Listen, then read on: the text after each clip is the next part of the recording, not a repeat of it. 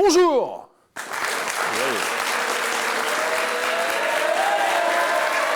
Ah, c'est bon. Ah, c'est bon. Ah, on va s'arrêter là parce qu'on fera jamais mieux. Voilà, donc voilà, c'est tant qu'il y aura des gones. Hein, c'est parti pour 40 minutes d'émission sur le foot. Et le foot à Lyon, c'est l'Olympique Lyonnais, c'est sur TLM, chaîne 30, et sur le site olympique-et-lyonnais.com. Olympique et Lyonnais, donc.com, nous avons Razik Brick. Bonsoir Michel, bonsoir à tous. Nous avons aussi Nicolas Puydois. Salut Michel, bonjour à tous. On se croira à Gerland, là, c'est magnifique. Ça rappelle les souvenirs, encore et toujours. Ah ouais, c'est beau. Et donc, on se croira à Gerland, pourquoi ? Parce qu'on a l'âme de l'Olympique Lyonnais, l'âme de la formation de l'Olympique Lyonnais avec nous. Je vous demande de faire un triomphe à Armand Garrido. Bonjour à tous. Merci. Armand, on sont vraiment ravis et très fiers de vous accueillir. Hein, je parle en votre nom, mais je crois Bien que... sûr, voilà. c'est juste. Il y a juste une tradition dans cette émission, c'est Lulu qui fait votre portrait. Donc on va voir ce qu'il va dire de vous, Lulu. Voilà. Armand Garrido, c'est qui, c'est quoi, bonté? C'est un gonze qui est un gonze de l'ombre. Il est discret, bonté. Tiens, quand tu cherches sur Internet, tu trouves rien sur lui. Tu sais à peine qu'il a 59 ans. Après, tu cherches bien, et puis là, tu vois que de 1963 à 1985, il a joué à l'AS Buer. Oui, et là, comme tout vieux urbanais lyonnais, t'es fier, voyez. Surtout moi, parce que je suis encore bien originaire des Buères, vous voyez. Oui, heureux que ta vie, ouais, servi urbain, voilà. Mais bon, on s'en fout, on n'est pas là pour y parler de moi, monter. Bon, mais de l'Armand. Alors, Monsieur Garrido, autant il est discret sur Internet, autant dans l'histoire de l'Olympique Lyonnais, il pourra pas y être discret, voilà. C'est un gonze qui a vu passer des générations de joueurs. En veux-tu? En voilà! Oh là. Et puis alors, attention, il y a qu'à demander là, Govou, Florian Maurice, Julie, Lacazette, Ben Arfa, Benzia, Benzema, Kalulu, mais oui aussi, Kalulu, Kaloulou, on dit comme on veut. Moi je préfère dire Kalulu, vous voyez. Voilà. Bon, tous ces grands attaquants que l'OL a formés, c'est lui. Et puis c'est tout. Et voilà. Et puis c'est un vainqueur de la Gambardella. Eh oui, la Gambardella. C'est pas n'importe quoi, c'est la Gambardella. Et en 1997, avec Brechet et Malbank, formidable. Un match de folie, voilà. Je me rappelle, c'était la DER au parc, bien sûr. Ah ben oui, attention. Alors là, par ici, et la coupe. Et vas-y, viens, amène la coupe. Dinalo et Vercoutz à Montpellier, mon vieux, dis donc. Il s'en rappelle encore. Bon, alors bravo à Monsieur Garrido, comme quoi, quand on vient des Buères, on n'est pas forcément obligé d'y finir en prison, bon. Voilà. Vous êtes l'exemple à suivre pour tous les jeunes du quartier et de l'Olympique Lyonnais. Voilà. Bon, Armand Garrido, bienvenue dans le temps qu'il y aura des gones. Bonté, voilà. Non, mais les Buères, attention, c'est quand même... c'est pas facile,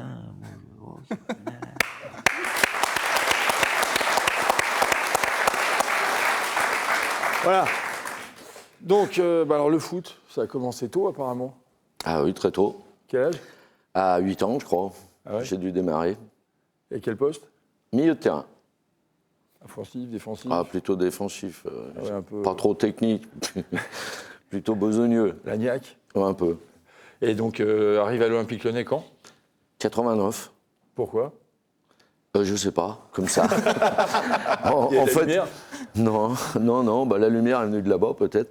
En fait, c'est Alain Thierry à l'époque qui était responsable du recrutement et qui m'a appelé pour me demander si ça m'intéressait de venir à l'Olympique Lyonnais. Donc d'un seul coup, ça a changé un peu ma vie. Et bien entendu, moi qui étais en discussion avec un club régional, j'ai tout arrêté pour partir à l'Olympique Lyonnais. Voilà. Donc j'ai rencontré José Boissard derrière, avec qui on a bien discuté par rapport à la catégorie, parce que moi je ne voulais pas commencer trop bas, trop petit, parce que je n'ai pas un tempérament pour aller avec les tout petits. Et puis il m'a proposé les cadets à l'époque, donc ça a démarré comme ça. cadet à l'Olympique Lyonnais, donc en 89, c'est ça? Oui.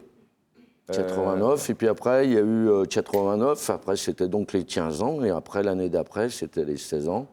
Et l'année d'après, Alain Blachon, qui était en poste sur les U17 nationaux, nous a un peu trahis, puis il est parti pour Saint-Étienne. Ah, Il y est toujours. c'est ça. Et il y est toujours. Il y est toujours, oui. Il y est toujours, ouais, c'est un fidèle, vous Stéphanois. Et puis, on m'a proposé la place, et c'est parti comme ça. Quoi. Il a bien fait, finalement, il a bien fait. Ouais, ouais. Ouais, comme quoi, à 60 km, quelquefois, on fait des bons trucs. Voilà, c'est parti comme ça. Puis la première année, j'ai eu la chance d'avoir un groupe qui m'avait suivi pendant 3 ans et avec qui on a fait un bon résultat puisqu'on a été champion. Dans ce groupe, il y avait Ludovic Giuli, il y avait Cédric Bardon, il y avait David Linares. Puis on va dire que ça m'a aidé à démarrer une carrière de formateur à l'Olympique Lyonnais, quoi. Alors, quand on voit arriver un joueur comme, je sais pas, comme Ben Arfa, comme Benzema, on sent tout de suite qu'ils ont des prédispositions Alors, on voit arriver. Alors, il y a plusieurs critères, hein, parce qu'il y a le travail qui est fait en formation à la base, dès le départ, avec les plus jeunes et qu'on arrive à suivre, qu'on suit. Et puis, on va voir arriver un Benzema parce qu'il aura franchi les étapes au préalable. Et puis, il y a le recrutement qui travaille aussi, qui continue à aller chercher des bons joueurs en France. Puis là, on voit arriver un Ben Arfa qu'on découvre d'un seul coup, qu'on ne connaît pas au départ et qu'on découvre. Donc, on peut comparer des talents qui sont différents, qui sont issus de la formation vraiment depuis la base lyonnaise, et puis des garçons qui arrivent de Paris ou d'autres régions et qu'on découvre autrement. Après, quand le talent est là, le talent, il échappe à personne. Ouais.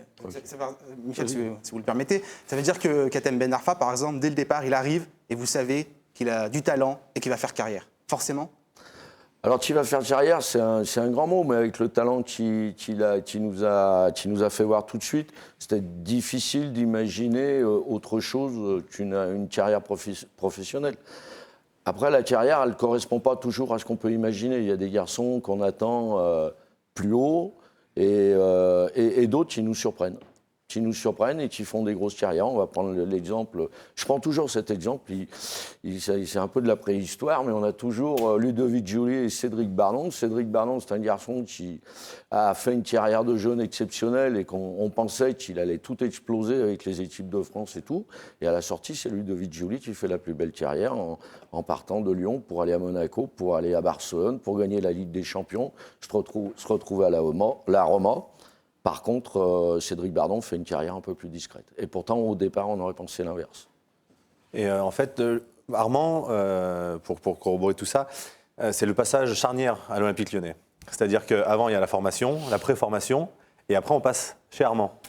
Et le gros pouvoir d'Armand, c'est qu'en fait, c'est la rigueur, c'est le travail, mais surtout, il est juste.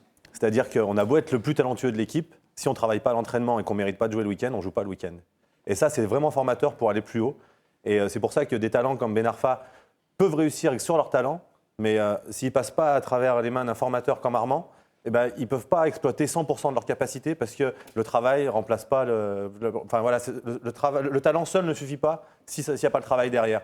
Et de passer par les mains d'Armand à ce moment-là, à cette étape charnière, 17-18 ans, c'est vraiment important et c'est pour ça que l'OL arrive à former autant de joueurs. Alors justement, on a envie de chambrer un peu Nico. En 99, vous, Armand Garrido, vous avez besoin de trouver un gardien, enfin l'équipe professionnelle a besoin d'un gardien, et vous pensez à Nico Pudebois. Pourquoi ? Pour quelle raison ? J'étais capitaine de l'équipe. Pour quelle raison vous avez choisi Nico Pudebois ? C'était quoi justement à ce moment-là ? Il y a plusieurs gardiens, j'imagine, et vous dites Nico Pudebois, il mérite d'aller en professionnel ? Je ne me souviens pas tous des détails. Dans tous les cas, pour pour envoyer un petit peu aussi à Nico, parce que bon, ce qu'il vient de dire, c'est très gentil et ça fait plaisir de l'entendre. Mais c'est surtout les gens qui sont travailleurs et qui progressent et voilà, c'est surtout un état d'esprit, une envie, une volonté. On peut parler de la même chose, on a parlé de Nicolas Pudebois, mais aujourd'hui on a Anthony Lopez qui est gardien de but à l'Olympique Lyonnais et qui était en concurrence avec Mathieu Gorgelin. Et Anthony Lopez a toujours beaucoup travaillé. Et Nicolas, c'est un petit peu... Si le travail n'était pas là, ça n'aurait pas suffi. Oui, mais c'est-à-dire vous, en tant qu'éducateur, oui.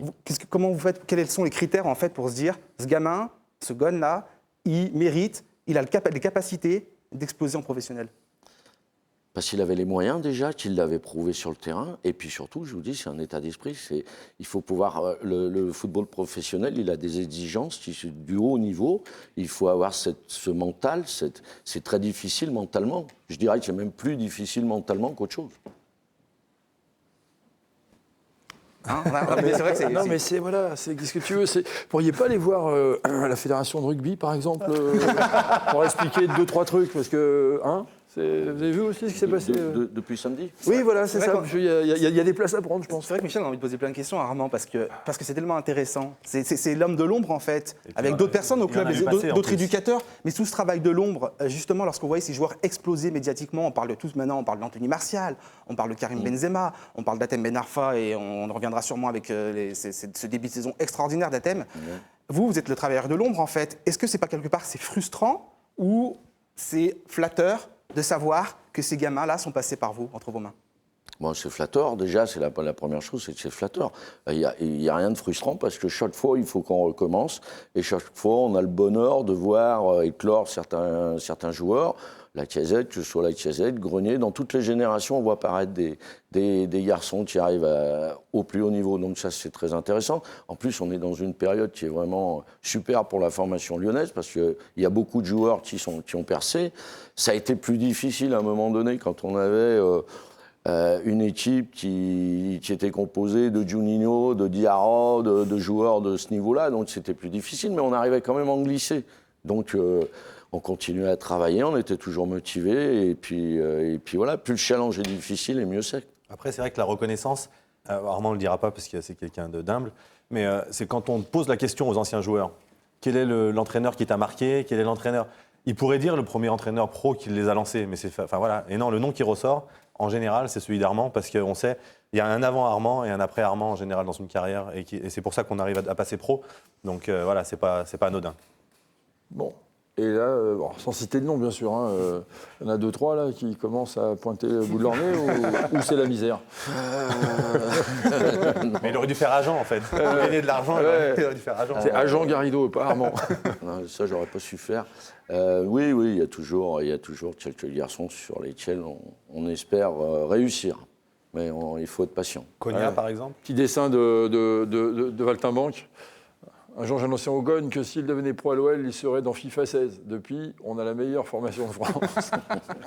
C'est peut-être un levier, effectivement, un levier de motivation. Mais Armand, lorsqu'on voit par exemple Hatem Ben Arfa, on l'a tous vu, nous, à Tola-Vologe, on l'a vu, c'était un génie aux entraînements, il était doué ce gamin. Après, il a eu des difficultés, et là, on voit qu'il rebondit à Nice. Est-ce que pour vous, il y avait toujours de l'espoir en se disant, lorsque vous l'avez suivi, vous vous êtes dit, Hatem, j'en suis sûr, et effectivement, il traverse une mauvaise passe, mais il va réussir, c'est obligé, il va rebondir. Est-ce que vous êtes surpris par son début de saison, par exemple, à Nice? Non, je ne suis pas surpris. Je ne suis pas surpris parce que Hatem, c'est un garçon qui a des qualités extraordinaires. Ça sort vraiment de l'ordinaire, donc c'est vraiment extraordinaire. Il est capable de faire des choses que personne ne sait faire. Pour moi, c'est le plus talentueux que j'ai pu voir passer. Même Karim Benzema n'avait pas le talent un autre talent, mais ce n'est pas le même talent que... Fekir, ça ressemble un peu ou pas? Pour moi, non. On m'a déjà fait la comparaison. Je n'arrive pas à... Alors moi, Fekir, je ne l'ai pas eu. Il est arrivé plus tard. Il est parti de l'Olympique Lyonnais avant d'arriver vers moi. Il est revenu après. Donc je l'ai pas connu. Comme quoi, il n'y a pas que moi qui travaille. Il y a plein de gens qui travaillent très bien aussi. Le talent d'Hatem Ben Arfa est exceptionnel. Donc voilà. Après, Hatem, il faut remettre les choses en place. C'est un garçon qui est sensible. Et quand on arrive dans un club comme l'Olympique Lyonnais, à 15 ans, avec tout ce qui s'était passé autour de lui au préalable, moi je me souviens de l'anecdote, on était allé jouer à Mâcon. Quand on arrive à Mâcon, on descend du bus, on va au vestiaire, je dis aux joueurs, allez voir le terrain. Et là, il y a des cris de partout. Je ressors, je dis, qu'est-ce qui se passe? Quand j'arrive, il y avait une tribune, il y avait 70 gamins qui étaient descendus des cités et qui criaient Hatem, Hatem, et qui voulaient s'approcher de lui, déjà à 15 ans. Donc vivre ça à 15 ans, je veux dire, c'est déjà un petit peu déstabilisant, il faut l'entourer. Mais il n'est pas seulement entouré par des éducateurs, parce qu'à ce moment-là, il y a un environnement autour de lui qui travaille aussi. Et c'est perturbant. C'est perturbant. Et bon, on peut comprendre que par moments, il ait eu des difficultés, des des sursauts un peu surprenants. Ce talent qu'il a sur le terrain et qui surprend tout le monde et tout le temps, il est capable de l'avoir dans la vie. Il peut surprendre aussi. Nous, on n'appelle plus ça du talent, mais c'est sa marginalité à lui. Mais on sait qu'il a un bon fond. On le sait. du Ceux coup, qui le connaissent savent qu'il a un très bon fond. C'est quelqu'un de très gentil. Pour avoir croisé Hatem aussi, il a fallu qu'il gagne en maturité parce que quand il est arrivé jeune dans le groupe pro, il était avec des adultes, c'était encore un enfant, il avait 16-17 ans. Et tu es confronté à un monde d'adultes avec tes exigences de star médiatique parce qu'il était plus médiatisé que certains pros qui avaient signé à l'OL. Adulte. Oui, mais enfin. C'est pas grave, 25 ans quand même. Voilà, c'est pas non plus. Mais bon, voilà, il arrive dans un monde d'adultes, en tout cas de gens aguerris au monde professionnel. Lui, il arrive avec ses codes à lui, avec la star présumée est mise en avant par le président. Et forcément, ça se confronte. Il avait des exigences hors du terrain qui étaient plus importantes que les exigences qu'il mettait à l'époque sur le terrain. Donc il a fallu qu'il gagne en maturité et je crois que là, il arrive à point. C'est dommage parce qu'il a perdu peut-être un peu de temps. Ouais, mais bon, peut-être qu'il va avoir une carrière plus longue. C'est pour ça. Oui, Vous n'avez pas connu ça, vous étiez habitué. Vous, c'était les filles à la sortie des boîtes de nuit qui hurlaient votre nom. Les Nico, grosses voitures, Nico. voilà, c'est ça, bien sûr, Si on a le temps, Michel, un peu ou Mais pas bien sûr, on a le temps. Non, parce que j'ai envie de parler d'Anthony Martial. Forcément, on a tous été frustrés lorsqu'on a appris qu'Anthony Martial allait quitter l'Olympique Lyonnais pour l'AS Monaco. J'imagine que vous, en tant qu'éducateur, c'était la même réaction, même si il y avait la réalité économique qui primait. Alors, oui. Moi, j'étais en vacances quand ça s'est produit. Je suis rentré de vacances. J'ai appris qu'Anthony Martial était parti pour Monaco. Donc, on a compris que sur le plan financier, le club avait des besoins et que Anthony Martial, c'était l'opportunité. Mais c'est vrai qu'on a eu le sentiment de ne pas avoir pu terminer le travail comme on l'aurait souhaité. Il est parti très jeune. Il est parti, il avait 17 ans et demi. Donc, il nous a quittés pour aller ailleurs. Et oui, on a eu des regrets dans ce sens-là, mais en même temps, notre métier, c'est aussi ça, c'est de permettre au club d'avoir un équilibre financier, on forme des joueurs, ils sont vendus, on les voit partir, donc on a la larme à l'œil. C'est vrai que ça nous touche aussi de les voir partir dans d'autres clubs, mais en même temps, ça fait partie de notre métier, il faut réalimenter, il faut en fabriquer d'autres, entre guillemets, en utilisant le talent qu'ils ont, et puis la richesse de la région aussi, parce que la région Rhône-Alpes est une région très riche en footballeurs, et on trouve des bons joueurs. Bon, alors on a la transition qui est toute faite. Anthony Martial, Monaco, match nul. Match nul. Hein. On ne va pas. Et heureusement, il n'était pas là, Anthony Martial. Oui, non, mais heureusement voilà, il est parti à Manchester. Mais ouais, alors, les gars, là, qu'est-ce qui s'est passé Là, depuis le début de l'émission, c'est positive attitude, forcément, parce qu'on a un excellent éducateur en face de nous. On n'a pas eu une excellente équipe de l'Olympique Lyonnais au stade Louis II. Oui, et on va redire la même chose, en fait, à chaque fois. À chaque fois, on va redire la même chose. Malheureusement, on se répète un petit peu, surtout au niveau du schéma tactique.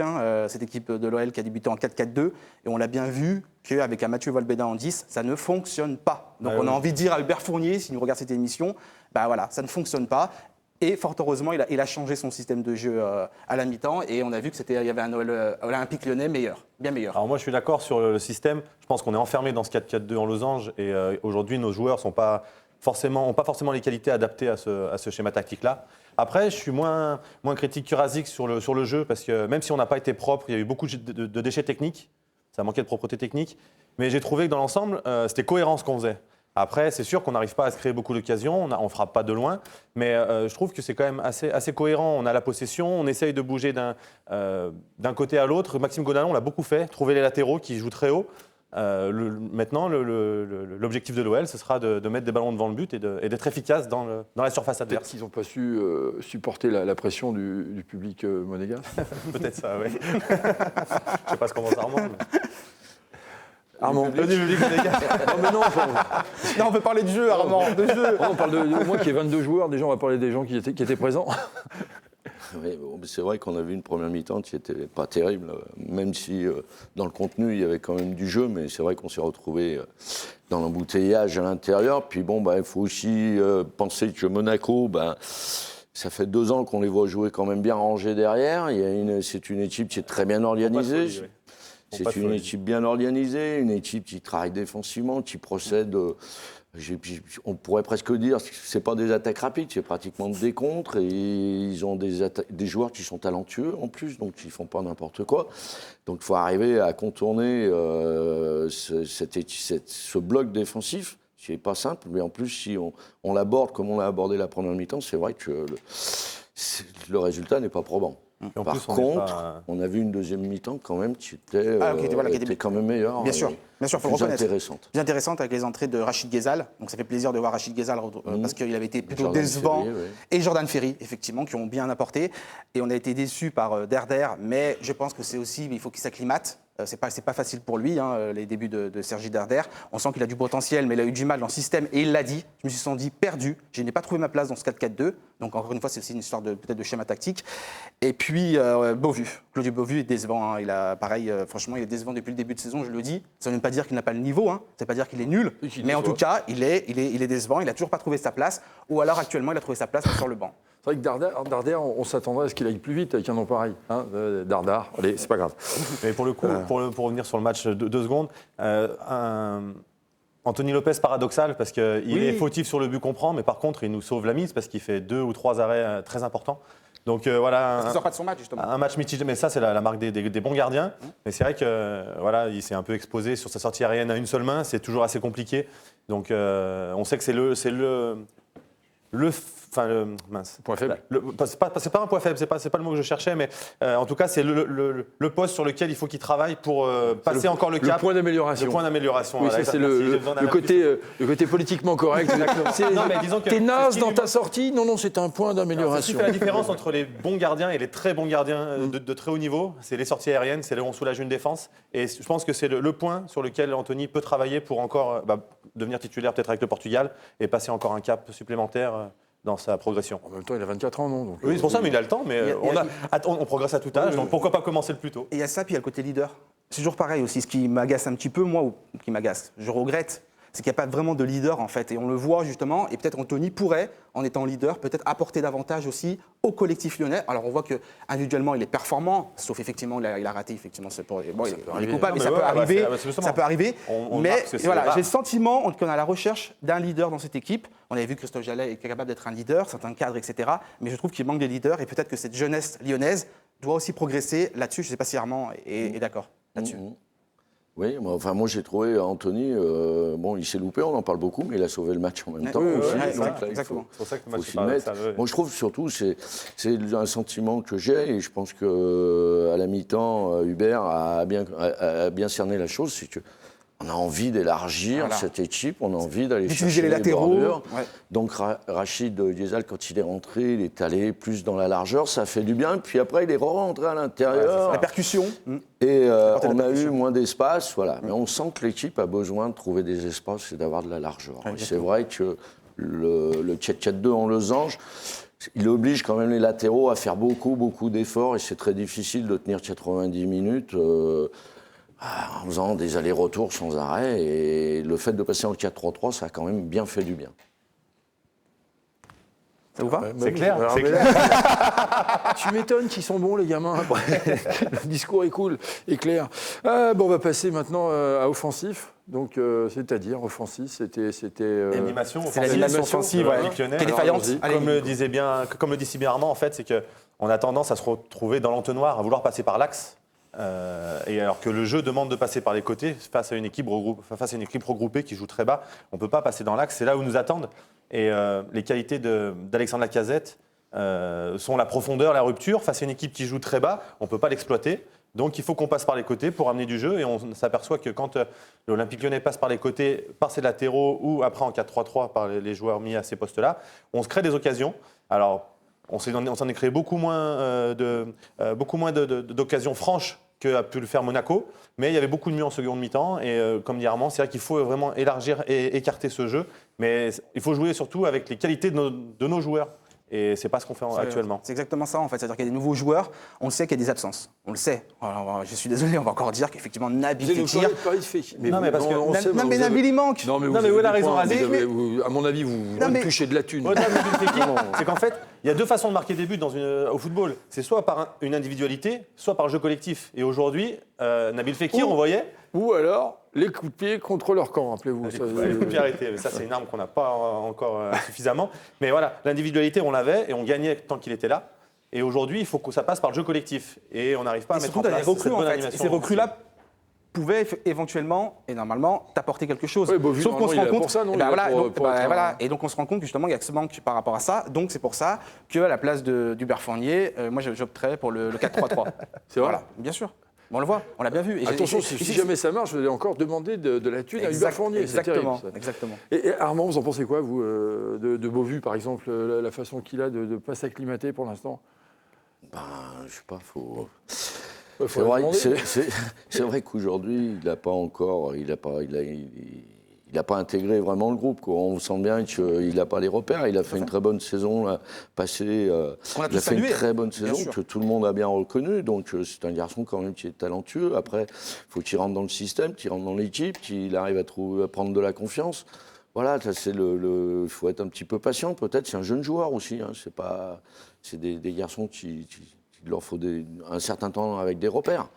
Voilà, malheureusement, bon, on va pas revenir dessus, mais c'est vrai que Fekir Voilà, ça me manque fait plaisir quand ça beaucoup indique parce l'individualité, que c'est c'est ça. un, Ah oui, oui. non, mais c'est un garçon joueur de en talent. plus qui libère Il libère tout, beaucoup il libère les autres joueurs, Alexandre. c'est- exactement. Parce qu'il attire beaucoup de joueurs sur lui. C'est un garçon Il est qui est robuste. puissant, qui est costaud et qui est capable de faire des exploits individuels. Et l'adversaire le sait très bien aujourd'hui. Et c'est vrai qu'il a monopolisé du monde. Aujourd'hui, on n'a pas ça. On n'a pas retrouvé ça. Donc, voilà. Après, il y a aussi une autre arme qu'on pourrait exploiter, la frappe de loin, pour faire sortir justement ses défenseurs et libérer un peu de profondeur et d'espace pour notre attaquant, Alexandre Lacazette. Et là, on voit, il y a des positions de frappe, mais on ne s'en sert pas. On veut rentrer avec le ballon dans la cage. J'ai cette impression-là, moi, ce sentiment-là, quand je regarde le match, on essaye de rentrer avec le ballon. On veut absolument marquer des buts dans la surface. Mais d'abord, il faut utiliser toutes les armes. Et la frappe en est une, et pour moi, on ne l'utilise pas assez. Est-ce qu'il y a des joueurs qui sont Non. susceptibles de frapper de loin, d'avoir vraiment une belle frappe On à a la marqué. Guijonnet Jordan, comme- Jordan à l'époque, Ferry l'a fait Guijonnet. l'année dernière. Enfin, ils sont Oui. tous capables à 20-25 mètres, au moins de déstabiliser un gardien et de déstabiliser une défense qui permettrait de les faire sortir. Aujourd'hui, on n'utilise pas. Selon vous? Ah, c'est un peu le football lyonnais, hein. C'est un football collectif, technique, fait de passes, voilà. Et on va peut-être un petit peu trop loin. On a peut-être mis de côté les frappes de loin, parce qu'à un moment donné, les frappes de loin, ça marchait pas non plus. Donc, il fallait bien faire autre chose. Et puis aujourd'hui, on a quand même montré la saison passée, qui était une saison exceptionnelle. Et là, je suis d'accord avec tout le monde, que le jeu collectif à la lyonnaise a marqué le championnat quand même. Donc on est toujours dans ce profil-là.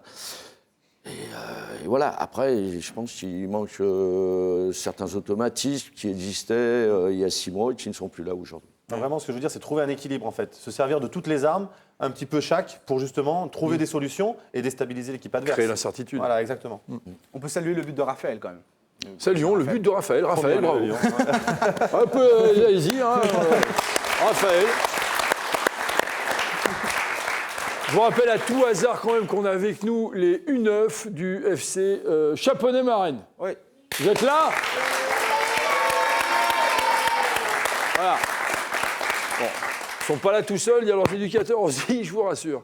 Ouais, donc on disait quoi en fait? On parlait de... Ah tiens, il y a un dessin, on a Lacazette, Beauvue, Valbuena, et c'est moi qui me tape leur boulot. Raphaël. Signé Raphaël, voilà, c'est pas idiot, hein. Tu peux nous le mettre en régie. Non, mais ce vas-y. qui serait intéressant, Michel, c'est d'avoir le point de vue d'Armand sur cette animation offensive et justement savoir comment faire. Que faut-il faire pour améliorer cette animation offensive, justement? Parce que nous, c'est vrai qu'en tant que journaliste, Allez, on tiens. va dire... Non, parce que nous, en tant que journaliste, on va dire c'est une histoire de système, les recrues ne sont pas adaptées, etc. Mais c'est que ça ou il y a d'autres choses? Il y a d'autres paramètres qu'on ne maîtrise pas. C'est complexe, Tu ouais. m'avais bien prévenu voilà. d'avoir une question difficile. Voilà. Ah, ça veut dire que c'est une Ah, bonne je sais question. pas. Ah ben, écoute, je sais pas. Je pense que Hubert est bien placé pour essayer de résoudre ce problème-là, mais c'est vrai qu'on a envie enfin, je l'ai dit tout à l'heure, hein, moi je suis partisan de la largeur, je suis partisan pas vraiment des ailiers, parce que ça n'existe plus vraiment les ailiers, mais de trouver des joueurs d'espace avec un joueur en pointe, là, un renard de la surface, et puis quelqu'un qui tourne autour. C'est ce que peut-être qu'on a pu voir en deuxième mi-temps sur la réorganisation, avec Valbuena qui tournait un petit peu plus, et puis Alexandre un peu plus haut. Voilà, après... Mais c'est pas vous l'entraîneur, je Non, sais, mais c'est c'est vrai Armand. qu'après- voilà, Parce que après, même si on utilise la largeur et qu'on a des ailiers qui vont centrer, la qualité première d'Alexandre Lacazette n'est pas le jeu de tête non plus. Donc voilà, trouver des solutions pour faire des centres en retrait, pour faire des choses comme ça. Non plus, le jeu de tête non ni plus. le jeu de Tu t'es rattrapé pourtant. Oui, mais faut non, vous faire n'allez pas la remarquer. laisser passer celle-là. Non, parce que vous avez vu, vous avez essayé d'eux, mais non. Je sais pas si vous avez vu Michel, mais Alexandre Lacazette a fait une déclaration. Oui, on a une phrase de En ce moment, Lacazette il est pas d'ailleurs. comme- enfin, en ce moment, il faudrait mieux qu'il évite les micros, Alexandre Lacazette. Qu'est-ce qu'il a dit encore? Je sais pas. Ouais. Ah, voilà. Ce qui est dommage, c'est qu'on n'a pas pu faire un match plein pour les embêter durant tout un match. Je ne sais pas pourquoi, il faut demander à chaque joueur si tout le monde se sentait concerné ou s'il y a un problème entre nous pour qu'on soit dedans d'entrée de jeu. Ah oui, là, d'accord. Ça prouve que même les joueurs, Ah oui, là, interne, tout le monde s'interroge et Mais que tout du le monde coup, se ils ont refile vu la ce qui se patate passait. chaude. Ils ont vu ce qui se passait en fait. D'accord. Ok. Tout le monde se refile un peu la patate chaude, mais après, ça a toujours existé en fait, finalement, ça. Les joueurs entre eux se cherchent un peu de savoir, se refilent un peu le. Non, Armand Ouais, enfin, moi, j'ai beaucoup de mal à répondre à ça parce que tu sais, le monde professionnel, c'est vraiment c'est hermétique, hein, c'est très étanche. Même si on les côtoie et qu'on est à côté, on ne sait pas vraiment ce qui se passe. On peut avoir que quelques échos. Donc, c'est difficile de répondre à tout ça. Non, mais c'est pas juste, facile. Armand, il a raison. C'est pas la même vision des choses quand on est amateur et quand on passe de l'autre côté de la barrière du professionnalisme. Et il y a une vraie fracture. Là, pour le coup, moi, ce qui me dérange, c'est que normalement, ces choses-là, même s'ils les pensent, on les règle dans le vestiaire. Voilà, en général. Et Alexandre Lacazette, en ce moment, a vraiment besoin d'extérioriser. Il l'avait fait dans son article dans l'équipe. Il recommence là. Bon, bah voilà, il faut. Je pense que ce genre de choses, voilà, on le règle dans le vestiaire. S'il y a entre besoin nous. d'extérioriser, qui marque des buts, mais à Voilà. l'extérieur. Hein, voilà, déjà. Surtout en Non, Coupe mais ce que d'Europe. je veux dire, c'est que voilà, ça, c'est pas nécessaire pour faire avancer le schmilblick de déballer ça dans la presse. Mais en ce moment, il y a des tensions. On a vu que c'est nos confrères du Parisien, ceux qui a révélé que Ils sont Quentin mal. Tolisso Exact. s'est battu avec Lindsay Rose, en sachant que c'est pour des broutilles. Après, je vais. Mais ça fait du bien je de vais temps en temps relativiser dans un un petit peu. vestiaire. Oui, bien sûr. Je vais atténuer un petit peu, parce que justement, ça arrive dans un vestiaire, effectivement, la raison Nico, et même lors des titres, hein, il y avait des joueurs qui ne Bien savaient pas sûr. trop, ou des joueurs, il y avait des On n'a pas disputes. besoin de CV pour gagner les matchs. Et là, sincèrement, moi, je connais l'origine de la dispute, c'est pas grand-chose. Voilà, c'est une petite dispute vraiment à deux balles. C'est encore qui votre n'est- faute. Il ne veut pas tout nous dire. qui n'est pas lié, non mais qui n'est pas lié en tout cas, ce qui n'est pas lié à du jeu, qui n'est pas lié à des reproches, voilà, au niveau footballistique, footballistiquement parlant. Donc c'est pas très grave. Il y a une Ça histoire de arrive, Sander, ça ça arrive, mais ça sort. Pourquoi ça sort? Parce que justement tout le monde cherche le coupable. En fait, on essaie de comprendre pourquoi cet Olympique Lyonnais. Et il l'a dit Armand, qui jouait bien la saison dernière, qui a obtenu cette deuxième place, qui avait ce jeu à la lyonnaise. Ça faisait plaisir de voir cette jeunesse lyonnaise triompher quelque part en Ligue 1. Et là, on se pose des questions. On se dit comment se fait-il que cet Olympique Lyonnais n'arrive plus à retrouver ce jeu flamboyant? Donc on s'interroge. C'est la faute du coach, c'est la faute des joueurs, c'est la faute de quoi? Ils n'ont pas perdu leur football. Donc voilà, il y a ce petit grain de sable qu'on n'arrive pas à trouver pour l'instant. Et il va falloir le trouver si on veut obtenir, Donc, en gros, obtenir nos l'année objectifs. dernière, on l'avait trouvé, mais sans savoir comment on l'avait fait. Voilà, mais C'était après, arrivé comme ça. on avait d'autres joueurs, on Il y avait a d'autres ingrédients en plus. Voilà, c'est d'autres- ça, oui, oui. exactement. Non, mais voilà, pour le coup, l'équilibre est toujours très fragile. C'est le sport c'est le football et c'est le sport de haut niveau en général. Là, il y a eu beaucoup de choses qui ont changé à l'intersaison. Il y a des nouveaux joueurs, il y a des revalorisations. Enfin, voilà, mentalement, aussi bien mentalement que techniquement, Puis que tu changes de tactiquement, bagnole, beaucoup de choses ont changé. tu changes de bagnole, c'est plus la même position de conduite. Hein. Il y a des voitures comme ça, le cuir, ça irrite, tout ça. Ah, bon, allez, on y va. Merci. D'accord. Il fallait pas que je le dise. Ok. Ça a Non, on va approfondi pas- mes propos, c'est ça. Ok, donc là maintenant, on va passer aux choses sérieuses, non? Hein, c'est mardi ou mercredi? C'est mardi. Hein. Mardi, la Mardi, Ligue des Champions. Ligue des Champions. Le Zénith, c'est demain, ouais. C'est demain. Ce serait bien que le Zénith porte bien son nom pour nous. C'est-à-dire qu'on arrive enfin à gravir les sommets. Ça va être dur. Moi, j'avoue que je suis pas très confiant. Hein. Je vais être voilà. Mais je vous, de vais- toute façon. Alors, rabat-joie. Vous, on dirait ma grand-mère. Alors, Non, mais je te l'avais bien dit. Voilà, c'est voilà. lorsque tu vois les performances du Zénith en Ligue des Champions, donc de victoire, lorsque tu vois le début de la Ligue des Champions réalisé par l'OL, lorsque tu vois le jeu. En termes de même si- résultats, en en termes de termes- je parle en termes de résultats. Parce que la Ligue des Champions, En c'est le termes de- résultat. C'est le haut niveau. Oui, c'est la d'accord. crème de la Non, crème. c'est juste. Il faut être bon à l'instant T. Et là, Ils pour ont été l'instant, bons, ils ont pas l'OL été n'a pas été bon en efficaces. Ligue des Champions. N'a pas Ils ont encore pas eu été les bon en Ligue des résultats en leur Champions. faveur, ouais. Mais, encore une fois, hein, tout est jouable. On l'a dit mathématiquement. On l'a dit aussi que cette équipe de l'OL est capable de gagner en Russie. Mais j'avoue que je suis plutôt. Je suis pas très confiant. Je suis honnête. Je ne sais pas, c'est vous, messieurs, si vous êtes plus confiants que moi, mais dites-le. Après, En Ligue des Champions, c'est difficile d'être confiant parce que 3-0, on sait que comme d'habitude, on sait que c'est délicat, ça se joue sur les détails. Et en ce moment, les détails ne sont pas en notre faveur. On sait qu'on n'est pas efficace dans la surface adverse, on n'est pas très efficace dans la nôtre non plus. Il n'y a que dans la possession du ballon qu'on arrive à bien maîtriser le sujet. Ça compte pas, ça. Il y a pas de. On sait qu'il y a Hulk qui est très en forme du côté du Zénith, qui a marqué pas mal de buts, qui est la plaque tournante du jeu offensif parce qu'il fait des passes décisives également. Donc voilà, il faudra se méfier de ce joueur-là. Après, voilà, ça reste un match à l'extérieur. Il va falloir qu'on soit solide et qu'on arrive à. Enfin voilà, il faut qu'on ramène un résultat parce que sinon notre campagne européenne risque d'être compromise. Ah bon? Bah écoute, hein, moi je veux y croire, je veux espérer. Jusqu'à présent, c'est vrai qu'on n'a pas été extraordinaire en Ligue des Champions. On a peut-être masqué un petit peu, à Monaco, on a peut-être masqué notre pouvoir et on va essayer de le démontrer demain. J'espère qu'on a de la réserve par rapport à ça aussi. Donc pourquoi pas, et mathématiquement c'est encore bon, il faut faire un résultat demain. Il ne faut pas louper ce match. Pour ne pas compromettre ses chances. Maintenant, c'est pas le plus facile parce que le Zénith, ça a vraiment l'air d'être une équipe compliquée, difficile, avec des joueurs de talent qui viennent un peu de tous les pays en plus. L'avantage, c'est qu'on y va à une période où on peut encore jouer sur un bon terrain de football. C'est pas la peine de mettre des patins à glace. Voilà. Puis moi, je me souviens qu'on avait été joué à Moscou en 2000-2001. Et c'était un terrain, c'était de la terre avec des copeaux de bois peints en vert pour la télé. Donc je pense que demain, ils auront de la pelouse. Ce sera plus facile pour jouer au foot. Juste un petit truc quand même, on a la Youth League qui joue demain matin à 10h. Et ils jouent bien en plus. Et qui s'en passent de se qualifier, puisque demain, s'ils arrivent à faire un résultat au Zénith, ils auront 3 victoires. D'ailleurs, c'est une super compétition, ça. C'est une bonne idée de l'UEFA d'avoir organisé cette compétition. C'est très intéressant pour le travail des jeunes, oui, parce qu'on découvre un petit peu ce qui se passe ailleurs dans les autres pays au niveau international. D'avoir des échanges et puis aussi d'aller voir comment c'est structuré.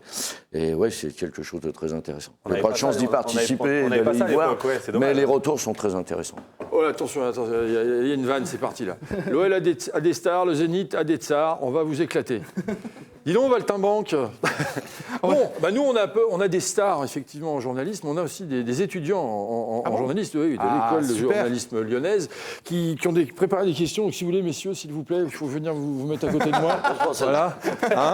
C'était pas prévu, je ne vous l'avais pas dit, c'est exprès. Et donc, vous avez une question à poser à Armand Garrido. Bonjour Armand, Anthony, je suis en école de journalisme à Lyon. Je voulais savoir, vous qui avez fréquenté Anthony Martial, est-ce que vous êtes surpris de son explosion à Manchester United ? Alors je suis partagé, je suis pas surpris par le talent du joueur et les capacités qu'il avait. Là où il me surprend, c'est que je trouve qu'avec tout ce qu'il a vécu à l'intersaison, avec ce déménagement à Manchester, avec tout ce qui s'est passé sur la presse, c'est qu'il ait réussi à réagir de la même manière. J'aurais pensé que ça aurait été plus difficile pour lui de franchir le palier. Après, c'est un garçon, comme je disais, il a une certaine insouciance, c'est quelqu'un de très calme, c'est quelqu'un de très posé. Ça doit l'aider à franchir ce palier-là. Vous pensez qu'il va réussir à s'imposer du coup, et même en équipe de France ? On n'avait pas dit une question ? Ouais, mais c'est un journaliste, qu'est-ce que tu veux ? Et rebondit, il a raison, il faut y aller. C'est ça. En équipe de France ? Pour le moment, il est bien parti pour. Manchester, ça marche très bien. Et puis en équipe de France, ce qu'il fait, c'est quand même intéressant. Je pense que le sélectionneur l'a dans l'œil. Merci. Bon, c'est pas mal ça. Mais ils sont bons ces jeunes journalistes. Mais oui, mais bien sûr, on peut l'applaudir. Bien sûr. Encore un journaliste qui a apporté la lumière sur le plateau. Et la lumière est là grâce à EDF aussi qui est présent. C'est magnifique. Tout le monde. Applaudissez EDF, enfin. Bon, allez, on va faire un petit pronostic pour le match du Zénith. Le dernier pronostic, j'avais. Vous avez gagné. Non, parce que vous voulez pas le faire remarquer. Oui, vous avez gagné, ouais. Merci. Si, vous avez gagné. C'est sûr, avec la casette. Bon, alors, pronostic. Allez, on va dire un partout. Un partout. Ils vont jouer en 4-3-3, l'OL, normalement. C'est un pronostic aussi ou... Non, mais c'était juste pour dire. On les écrase 1-0. 1-0. Armand Aussi, j'allais dire ça. J'allais dire 0-1. 0-1, ok, très bien. 0-1, voilà. Bon, moi, je vais dire 3-0 parce que, comme d'habitude, c'est mon score. Mais maintenant, 1-0, c'est un peu facile. Mais à quel moment À quel moment, on va dire c'est but en première mi-temps. C'est-à-dire, on vit un match de merde et à la 88e minute, il plante un but et tout le monde est content. Ou alors, il faut qu'on marque comme ça, sans faire exprès. Dans notre forme actuelle, on marquera plutôt en deuxième mi-temps. Non, en deuxième mi-temps, d'accord. C'est un pronostic. Oui, mais j'entends. Et vous, Razik, non, vous, on revient au score ou on revient au score. On revient au score. Vous pensez qu'on a la moelle nécessaire pour revenir au score? Je l'espère en tout cas. Et vous, Armand? Non, moi je prévois un match difficile et comme tous les matchs difficiles, on marque à la fin du match, dans les 10 dernières minutes, voilà, comme ça fait... 10 dernières. Okay. On va pouvoir chamber Armand parce qu'il est sur Twitter. Alors, c'est Armand vrai, est sur Twitter. il est sur Twitter, donc ça, c'est assez, faut le souligner, parce que tous les jeunes du centre de formation, ils peuvent aller voilà, surveiller un peu les tweets d'Armand Garrido. Ouais. Nickel. Bon, on a fait le tour, on me dit à l'oreille, c'est fini, voilà, faut arrêter. Bon, je vais arrêter. En tout cas, je vous demande de vous applaudir tous très fort, vous avez été vraiment extraordinaire, le public. Voilà. Merci Razik, merci Nico, merci Armand. À très bientôt dans Tant qu'il y aura des gones. Et puis, n'oubliez pas, tant qu'il y aura des gones, nous, on sera là. Allez, ciao.